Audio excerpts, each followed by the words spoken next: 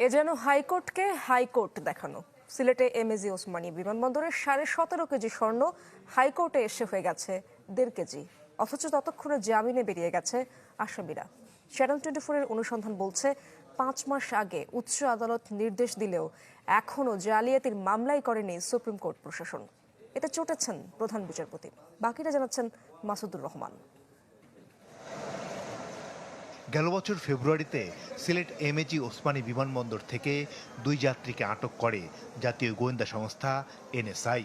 অভিনব কায়দায় 2টি টেবিল ফ্যান ও 2টি চার্জার লাইটের ভেতরে 17 কেজি 500 গ্রাম স্বর্ণ নিয়ে বেরিয়ে যাওয়ার সময় তাদের আটক করা হয়। সিলেটের এই স্বর্ণ চোরাচালানের ঘটনা নতুন জালিয়াতির জন্ম দিয়েছে। গেল বছরের 5 নভেম্বর হাইকোর্টে জামিন নিতে আসেন আসামিরা। সেখানেই 17 কেজি 500 গ্রাম স্বর্ণকে দেখানো হয় মাত্র 1 কেজি 500 গ্রামে। সব শুনে তখন অভিযুক্তদের জামিন দেন হাইকোর্ট। এর 5 দিন পর জালিয়াতির বিষয়টি ধরা পড়ে। রাষ্ট্রপক্ষ জামিনের নথি তল্লাশি করে দেখে 17 থেকে 7 সংখ্যাটি সুকৌশলে ফেলে দেওয়া হয়েছে। এ ঘটনার জানাজানি হলে স্থগিত করা হয় জামিন, যদিও ততক্ষণে কারাগার থেকে বেরিয়ে যান আসামিরা।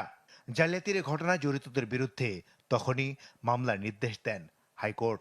জাল কাগজ তৈরি করে, সার্টিফাইড কপি তৈরি করে আপনার আমাদের অ্যানেক্স 3 নম্বর কোড মাইলট